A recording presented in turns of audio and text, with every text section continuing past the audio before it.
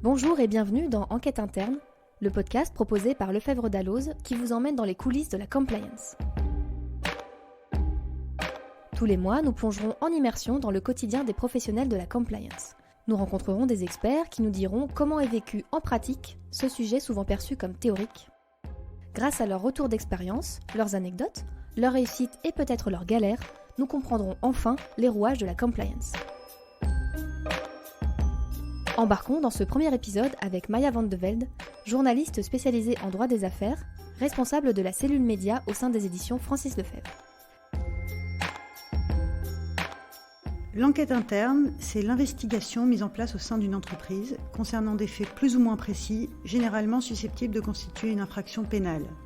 Ces enquêtes ne cessent de se développer, notamment sous l'impulsion des dispositifs d'alerte anticorruption prévus par la loi Sapin II. Alors le plus souvent, c'est l'entreprise elle-même, avec l'assistance d'un conseil, d'un avocat, qui procède à la collecte des documents qui lui paraissent pertinents, ainsi qu'à l'audition de ses employés et dirigeants. L'entreprise est ainsi à la fois en position de sujet et d'organisateur de l'enquête. Ce double positionnement entraîne de nombreuses questions en ce qui concerne le respect des droits de la défense notamment. Ces questions, elles ont été soulignées par le rapport Gauvin en juin 2009. Elles viennent d'être remises sur le devant de la scène par un rapport intitulé « Rapport sur les droits de la défense des personnes physiques dans l'enquête interne », rédigé par un collectif d'avocats. Au micro d'Enquête interne, pour nous parler de l'enquête interne, deux des avocates à l'origine de ce rapport, Lucie Mongin-Archambault, avocate associée du cabinet Osborne Clark, et Dorothée Ever, qui exerce au sein du cabinet Visconti-Grunler. Bonjour Dorothée. Bonjour Maya. Bonjour Lucie. Bonjour Maya. Donc Dorothée, Lucie, la première question qui me vient à l'esprit, c'est celle du début de l'enquête interne. C'est vous, l'avocat qui, Lucie, vous intervenez surtout comme avocat enquêteur. C'est vous qui appréciez le... Alors c'est souvent l'entreprise qui a un dispositif d'alerte interne, reçoit ces alertes et elle-même considère que certaines d'entre elles sont abusives ou pas sérieuses, qui les exclut toutes seules, sans nous, souvent. Et qui, lorsque elle pense que les faits sont probablement caractérisés, en général recourt à l'avocat et nous demande de l'aide pour savoir comment ensuite conduire cette enquête, par où commencer et comment nous pouvons l'accompagner dans la conduite de ces enquêtes le plus rapidement possible, parce qu'on est quand même souvent tenu par le délai disciplinaire, c'est-à-dire le délai de 2 mois, pour conduire ces enquêtes le plus vite possible. D'accord. Et Dorothée, vous avez une expérience un peu différente, il me semble, puisque vous intervenez plutôt comme avocat conseil dans des enquêtes mises en place à la suite de poursuites d'autorités étrangères. Donc là, concrètement, comment ça se passe ? Effectivement, la situation est différente. Dans le cas d'enquêtes internes qui sont mises en place dans le cadre de négociations avec des autorités de poursuite, la temporalité est beaucoup plus évidente puisque tout simplement l'autorité vient et elle démarre en fait un processus.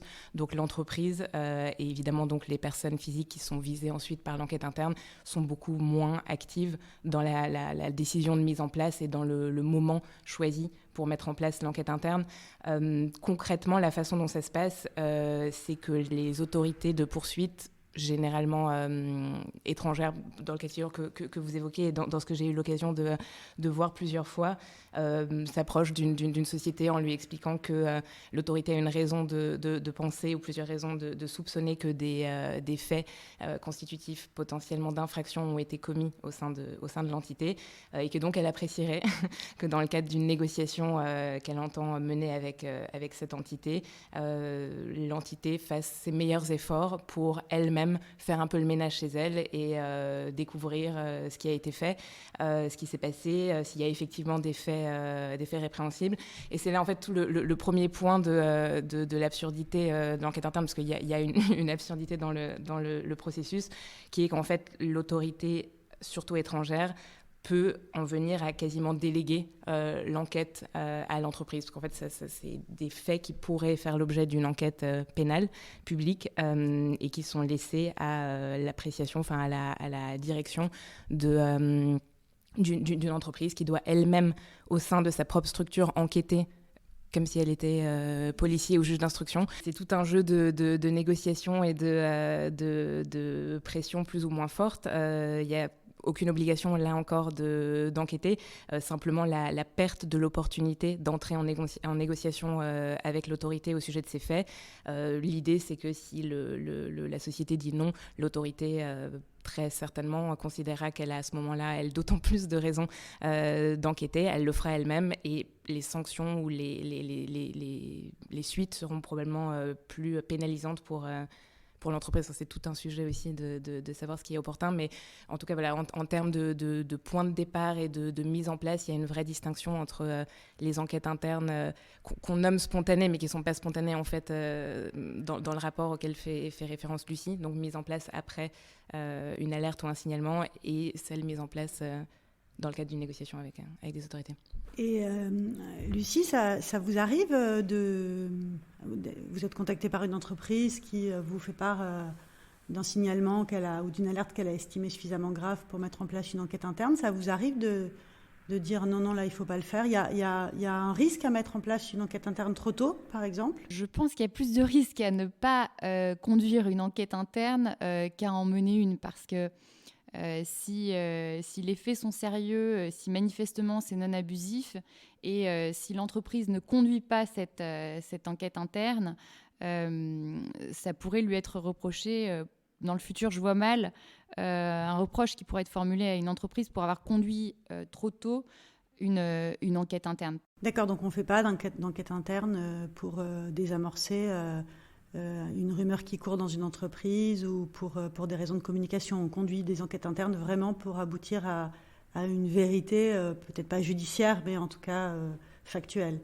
Oui, tout à fait, mais ça peut démarrer par une rumeur. Hein. Ça a déjà, c'est-à-dire qu'une enquête interne pourrait parfaitement avoir lieu après une rumeur insistante et des vérifications sommaires qui ensuite permettent de considérer qu'il y a réellement, potentiellement, des faits répréhensibles qui ont eu lieu. Ça pourrait également démarrer comme cela. Et c'est aussi assez fréquent finalement que l'enquête interne démarre et soit mise en place parce que c'est la bonne chose à faire et que l'entreprise souhaite le faire, alors même qu'elle se doute qu'il n'y aura probablement pas de fait incriminé et qu'il y a des bonnes raisons de penser qu'a priori aucune infraction n'a été commise. Et c'est évidemment une garantie supplémentaire pour elle, et c'est positif aussi à la toute fin pour la personne éventuellement mise en cause de manière infondée. De tout de même procéder à cet exercice. Ça protège la réputation, ça permet de continuer à employer ces personnes qui sont éventuellement visées et qui sont éventuellement soupçonnées, même par une rumeur peu fondée, d'avoir commis des infractions. Parce que ça remet les choses à plat, en fait. Et ça clarifie les choses, en fait, aussi. C'est que, je pense typiquement au harcèlement sexuel ou au sein de l'entreprise. S'il y a une rumeur et qu'une enquête est déclenchée et qu'il en ressort que les faits ne sont pas avérés et qu'il y a des mesures évidemment prises à la suite de ces... pour assainir en quelque sorte la situation au plan RH, etc., c'est aussi totalement dans l'intérêt de l'entreprise. Ouais, alors justement, les RH, j'allais y venir, parce que donc, l'enquête est déclenchée, on a pris la décision de la mener, mais qui la mène? Est-ce que les RH en font partie? Quels sont les services impliqués? Est-ce qu'il y a une équipe qui la dirige? Est-ce que c'est vous, avocat, qui la dirigez? Alors c'est très varié. Vous avez des grands groupes avec des directions de la compliance très bien organisées qui sont parfaitement en mesure de conduire leur enquête interne, qui font appel à des avocats lorsque c'est nécessaire et lorsque notamment ils veulent vérifier la qualification des infractions et bénéficier aussi du secret professionnel pour couvrir les échanges et le rapport qui sera rédigé. Mais ils peuvent aussi le faire seuls. Donc ça, c'est pour les grands groupes. Pour les plus petits groupes, la procédure d'alerte interne a pu prévoir qui serait en charge de ces enquêtes, qui serait le comité en charge des enquêtes. En général, la fonction de directeur juridique est incluse dans ces comités. La fonction RH aussi, le plus souvent. Parce que, évidemment, vous avez souvent des décisions finales à prendre sur, selon la gravité des faits, la sanction disciplinaire appropriée. Donc c'est une vraie équipe, plusieurs personnes, et il y a souvent un avocat. Le fameux avocat enquêteur, il est souvent présent dans les enquêtes? Oui, je pense qu'il est souvent présent, soit à côté de cette équipe, soit seul, de son côté. lorsqu'on veut totalement externaliser l'enquête. Les modes de fonctionnement avec l'avocat sont variés et dépendent vraiment des faits et de la situation. Mais l'avocat peut parfaitement aussi conduire seul l'enquête interne.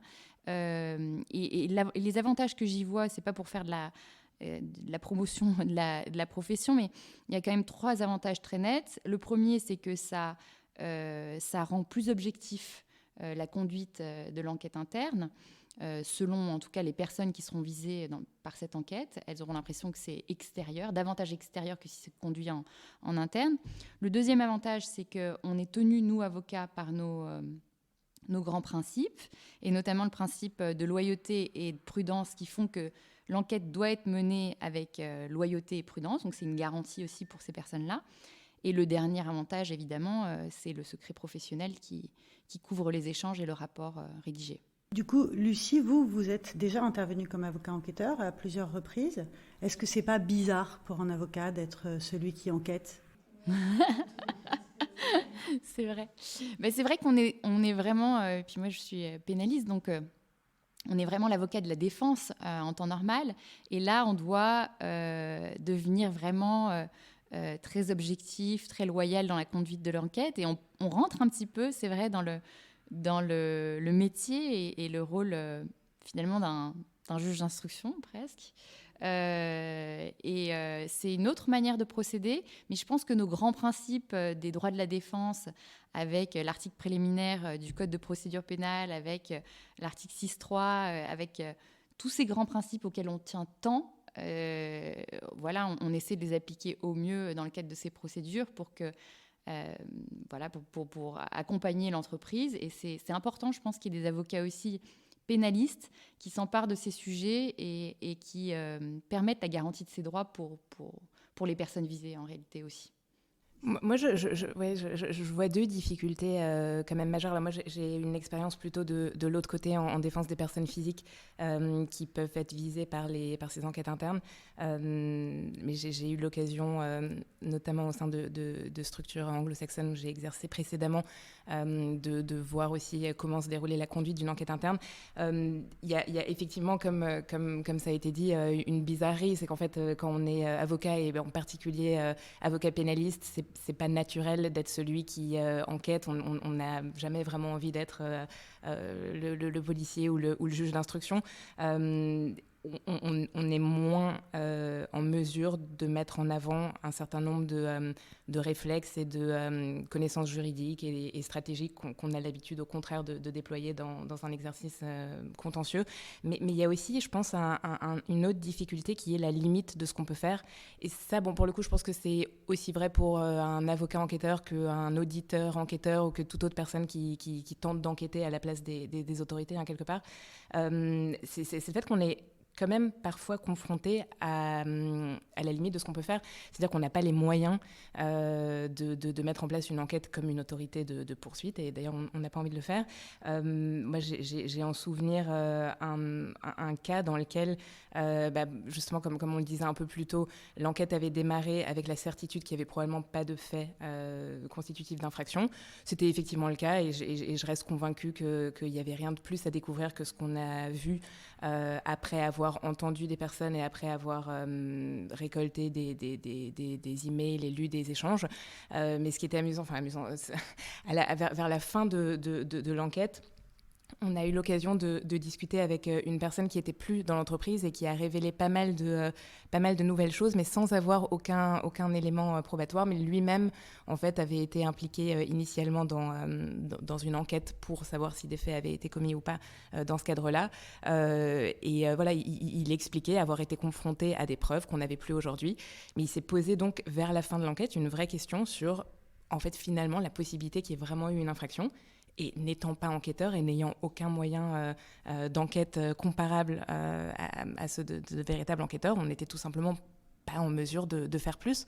Voilà, donc moi, je réaffirme le fait que j'aurais pas voulu être en mesure de faire plus et que j'interviens exclusivement en défense, mais aujourd'hui, mais je pense que c'est aussi une véritable limite et difficulté. Ouais. Parce que c'est quoi les moyens en fait de la commission d'enquête? Comment elle procède? Elle auditionne les personnes soupçonner les témoins? Comment ça se passe? Sur quoi on peut se reposer? Sur des entretiens, oui, conduits avec les salariés de l'entreprise, mais également des tiers. Ça peut être également des personnes tierces de l'entreprise. Qui n'ont aucune obligation de répondre. Absolument. Absolument.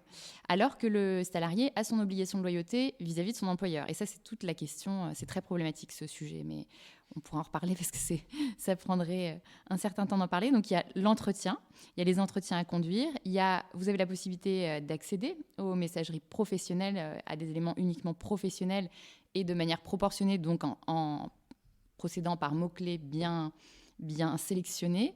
Donc, vous avez cette possibilité-là aussi.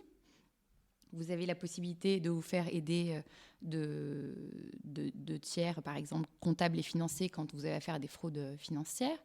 Vous avez la possibilité éventuellement de recourir à des tiers experts en IT ou pour retrouver des informations.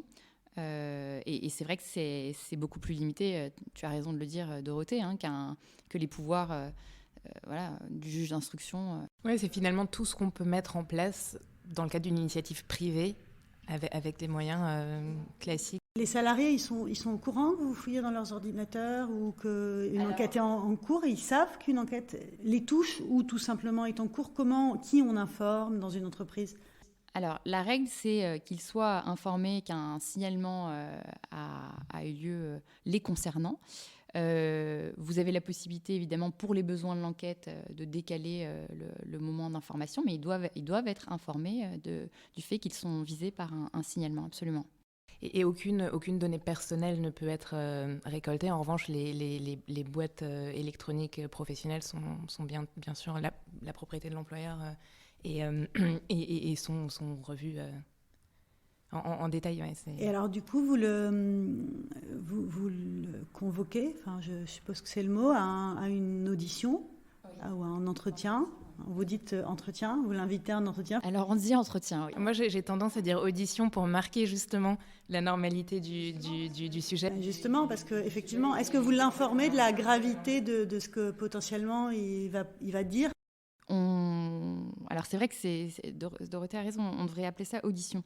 Alors, d'abord, il y a les personnes soupçonnées et les personnes non soupçonnées. Donc, il faut bien sûr distinguer les personnes soupçonnées et les personnes non soupçonnées qui sont témoins et qui apportent juste un éclairage sur les faits. Mais pour les personnes soupçonnées, on essaie d'être le plus rigoureux possible en leur adressant une convocation par email et en leur indiquant les faits qui leur sont reprochés. On leur donne aussi parfois de la matière supplémentaire avec des emails, des documents conjoints à cet email. Ils ont toutes les pièces? Alors voilà, ça c'est aussi la question on a beaucoup réfléchi sur ce sujet dans le cadre de notre collectif. Ils n'ont pas toutes les pièces, mais nous considérons qu'il est important de joindre à cet email qui explique les faits qui lui sont reprochés, les documents principaux sur lesquels se fondent les reproches formulés. Ça, on considère que c'est important de le faire. En tout cas, c'est notre conviction. Et c'est plus que les droits en matière d'enquête pénale, parce qu'il faut bien être conscient que lorsque vous êtes entendu en audition libre, en enquête pénale, on vous fait part des faits qui vous sont reprochés, mais évidemment, on ne joint aucun document, élément matériel à cette information. C'est l'objet d'une de nos discussions principales sur la quantité de droits qui devraient ou non être attribués aux différentes personnes physiques visées. On s'est beaucoup interrogé sur l'analogie qu'on pouvait faire entre cette enquête interne qui peut s'apparenter à une enquête pénale et l'enquête pénale justement à laquelle elle peut s'apparenter, c'est-à-dire est-ce qu'on est plus proche d'une instruction judiciaire, est-ce qu'on est une enquête préliminaire, on est évidemment nulle part parce que c'est une initiative privée et que c'est autre chose, mais finalement il y a beaucoup de similitudes et beaucoup de risques pour les personnes physiques notamment, et c'est pour ça que les droits évoqués par Lucie nous paraissent effectivement essentiels à mettre en place. Et alors du coup, puisqu'on essaye de donner un cadre, est-ce que les personnes entendues, en tant que personnes soupçonnées ou en tant que témoins, ont droit à un avocat, ou un avocat, sont informées qu'elles peuvent venir avec un avocat, enfin... Oui, alors il y a d'obligations, pas d'obligation à ce stade, nulle part. Ça, il faut quand même se le rappeler et se le dire. Alors oui, bien sûr, lorsqu'il est soupçonné d'avoir commis une infraction, qu'on a des éléments relativement sérieux entre les mains, c'est souvent notre recommandation auprès du client. Maintenant, le client, donc l'entreprise. L'entreprise, oui, tout à fait. Maintenant, le client, l'entreprise peut être assez effrayé de cette proposition, paradoxalement plutôt pour protéger la personne contre laquelle elle a des soupçons. Elle se dit toujours que cette personne va surréagir, ne pas comprendre, être dans une position ensuite de défi, peut-être démissionner. Donc c'est vraiment un sujet très très délicat qui doit être traité au cas par cas, même si nous, notre recommandation, c'est d'assurer à cette personne-là la possibilité d'être conseillée. Mais c'est vrai qu'on évoque le cas où on sait qui est la personne soupçonnée, ou on sait si la personne est soupçonnée, mais comme on l'a dit rapidement tout à l'heure, c'est pas toujours très clair en fait. Et une des difficultés, c'est aussi le fait que, surtout au tout début de l'enquête, l'entreprise a généralement pas trop d'idées précises sur le statut. On parlait de statut de témoin ou de personnes suspectées, mais on ne sait pas en fait, parce qu'on est généralement très en amont, enfin je dis l'entreprise, et il y a aussi une difficulté qui découle de ça, c'est-à-dire quel droit donner et proposer ou pas de venir avec un avocat alors qu'on ne sait pas encore si cette personne peut être un témoin ou peut être une personne soupçonnée. Et c'est aussi dans ces cas-là, comme tu le disais Lucie, que l'entreprise, pour protéger et pour ne pas faire peur à ses employés, n'a pas nécessairement envie de leur donner cette possibilité, pour ne pas leur donner l'impression qu'ils seraient soupçonnés alors qu'ils le sont à ce stade-là absolument pas. Mais effectivement, le fait que ce soit dans l'intérêt de tous, c'est aussi un élément qu'on met en avant dans le rapport, et l'idée d'encadrer ça et qu'éventuellement des autorités ou le législateur se saisissent du sujet pour l'encadrer, rendrait aussi la pratique peut-être un peu plus facile de ce point de vue-là. C'est-à-dire qu'à partir du moment où il y aurait une obligation de venir avec un avocat, l'entreprise n'aurait plus cette réflexion désagréable à avoir sur l'effet que ça aurait. Oui, parce que moi, ce que j'entends en fait là dans ce que vous venez de dire, c'est que finalement, le paradoxe de l'enquête interne, c'est que c'est une entreprise qui enquête sur elle-même en quelque sorte, enfin sur un de ses salariés auquel elle tient peut-être encore, et que si l'enquête se termine en blanchissant, entre guillemets, ou en mettant de côté toute charge contre ce salarié, alors il va rester. Et donc, en fait, est-ce que c'est pas une plaie, est-ce que cette plaie-là de l'enquête interne dans l'entreprise, elle se referme une fois que l'enquête est close? Oui, ça dépend vraiment. Moi, je considère que les rapports d'enquête interne peuvent aussi proposer des recommandations à l'issue des constats. Alors ça, grâce à des départements de droit social et droit du travail, pour justement remédier aussi à la situation. Et peut-être par des médiations, peut-être par des formations, peut-être par lorsqu'il y a eu des difficultés interpersonnelles qui ne sont que des difficultés interpersonnelles et pas du harcèlement moral, par exemple. Et donc, le rapport et l'enquête interne peuvent aussi permettre de proposer des solutions pour aplanir ensuite la situation et peut-être l'améliorer. Donc, je ne pense pas que ce soit uniquement un acte violent instantané qui crée une plaie. Je crois pas. Oui, donc l'enquête interne, ça reste quand même une enquête assez secrète finalement, qui est conduite en dehors des locaux de l'entreprise, la plupart du temps, dans le cabinet de l'avocat. Enfin, on ne voit pas arriver des équipes d'enquête dans l'entreprise. C'est un sujet. Hein. On a eu ce cas-là de ça va stresser tout le monde de voir les avocats arriver. Est-ce qu'on peut prendre une salle de réunion à l'hôtel à côté? Mais c'est un vrai truc. Mais par contre, c'est quand même plutôt conduit dans l'entreprise, à mon sens, généralement. Oui, c'est plutôt conduite dans l'entreprise. avec les équipes et les avocats étant avec les équipes ou non, mais c'est conduit dans l'entreprise. Et ça peut être même, nous, récemment, on a dû devoir le faire par Teams, par vidéo, voilà, les contraintes voulant que. Et on rappelle le caractère confidentiel de chacun de nos entretiens à chacune des personnes entendues, soupçonnées ou non. On leur dit que c'est absolument très important qu'elles participent elles-mêmes à cette confidentialité. Malheureusement, le temps s'arrête. Merci beaucoup à toutes les deux. Merci Maya. Merci Maya. Enquête interne, c'est fini pour aujourd'hui. On se retrouve très bientôt pour de nouvelles actualités du monde de la compliance. Très bonne semaine à tous.